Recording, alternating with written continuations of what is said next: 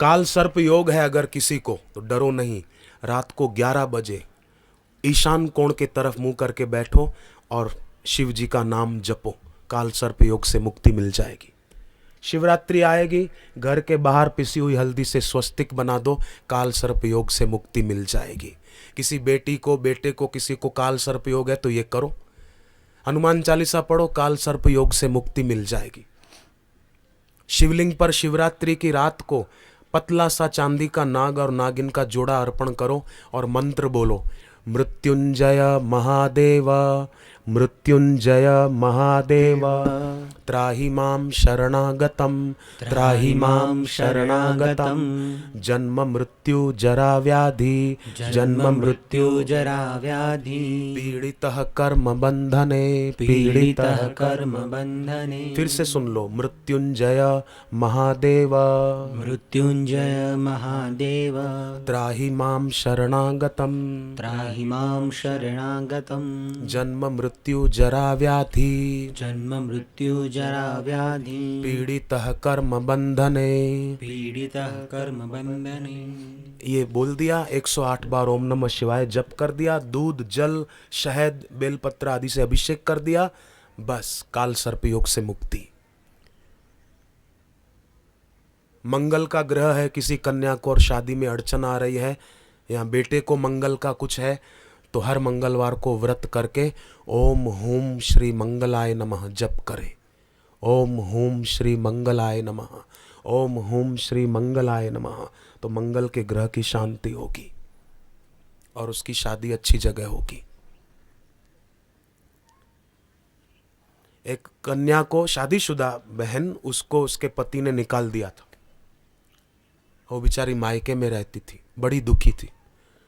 तो एक बार वो मुझसे मिली, कहीं सत्संग था, मैंने कहा कि बहन, बापूजी बताते हैं कि पार्वती माँ का सुमिरन करते हुए किसी बहन को ससुराल में तकलीफ हो, अगर पीड़ा हो, कष्ट हो, तो वो बहन पार्वती माँ का सुमिरन करते हुए रोज उत्तर दिशा की ओर मुंह करके तिलक करे और जय जय गिरिवर राज किशोरी बोले, जय जय गिरिवर राज किशोरी, जय महेश मुख चंद्र चकोरी।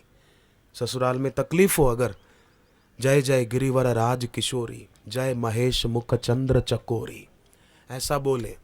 और पार्वती जी के मंदिर में जाकर कुमकुम चढ़ाकर फिर अपने कोई तिलक करे और ये बोले, फिर रोज उसका तिलक करे और ये बोले, जय जय गिरिवर राज किशोरी वाला मंत्र। और ओम ह्रीम इनका स्वभाव सुधरे। मैंने कहा ये मैंने बापूजी से सुना है बहन जी, आप करो। उसने किया, 1.5-2 महीना मात्र किया, उसके पति खुद उसके पास चलकर आए और अब दोनों साथ में रहते हैं। उसके पति ने भी दीक्षा ले ली। कहाँ तो पति कहता था कि हम नहीं रहेंगे साथ में, तू अलग रह, पर अब दोनों प्यार से रहते हैं और घर में बोले शांति बहुत बढ़ गई है। जे तू मेरा होए रहे ता सब जग तेरा होए रहे। सूर्य की ओर मुंह करके चलो तो परछाई पीछे पीछे आएगी, पर सूर्य को पीठ देकर परछाई को पकड़ने दौड़ो तो क्या होगा। एक कंपनी ने विज्ञापन दिया था कि हमारी कंपनी में मैनेजर की पोस्ट पर एक पढ़े लिखे आदमी की जरूरत है, ये डिग्री हो उसकी।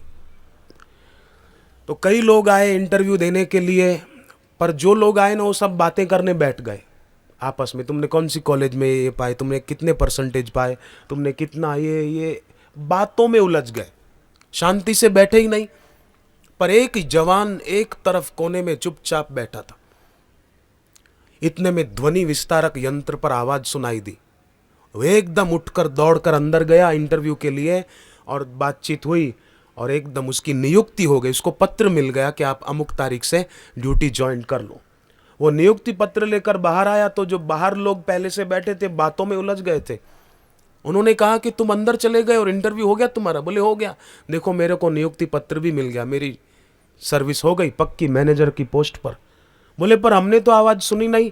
बोले आवाज तो आई थी पर तुम बातों में उलझे हुए थे ना, इसलिए तुमने सुनी नहीं। तुम सावधान नहीं थे इसलिए तुमने आवाज सुनी नहीं। ऐसे ही ईश्वर भी कदम कदम पे प्रेरणा देने को तैयार बैठा है, पर लोग बेकार की बातों में इतना उलझ गए हैं कि उसकी प्रेरणा सुन ही नहीं पाते, उसकी आवाज़ समझ ही नहीं पाते। इसलिए थोड़ा मौन रखें और सुबह जल्दी उठकर शांत बैठे तो अनहद सुनो वड भागियाँ सकल मनोरथ पूरे। फिर मनोरथ पूरे होंगे। आगरा में एक आदमी, दीपक भाई उनका नाम, वो बेचारे बैठे थे 10 बजे तो संस्कार टीवी पर सत्संग सुना, तो नीचे पट्टी आई कि 14 से 19 जनवरी अहमदाबाद आश्रम में शिविर।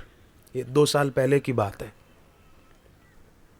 तो उन्होंने सोचा कि मैं तो जा नहीं पाऊंगा, मेरी नौकरी थोड़े दिन पहले छूट गई है, पैसे नहीं हैं, जो जाएंगे उनका कितना सौभाग्य है। मैं इस बार शिविर में बापूजी के दर्शन नहीं कर पाऊंगा। प्रार्थना करते करते सो गए। सुबह उठे, माला करने बैठे तो किसी ने उनके दरवाजे पर दस्तक दी। सुनना ध्यान से। दरवाजा खोला तो एक साधक थे। उन्होंने कहा कि मैं अपने घर पर रात को सोया था। आगंतुक साधक ने कहा दीपक को कि मैं रात को सोया था घर पर, तो मुझे रात को सपने में बापूजी ने दर्शन देकर कहा कि इस बार शिविर में तुम आओ तो ये साधक को साथ में लेकर आना, दीपक सैनानी आगरा के, नहीं तो तुम भी मत आना, उसको लेकर आना आओ तो, इसलिए मैं तुम्हारे पास आया हूँ, तुम भी चलो मेरे साथ। वो शिविर में आए, शिविर भर के गए तो फिर उनको अच्छी जगह आगरा में ही काम मिल गया। अभी बहुत सुखी हैं, अब हर शिविर में आते हैं।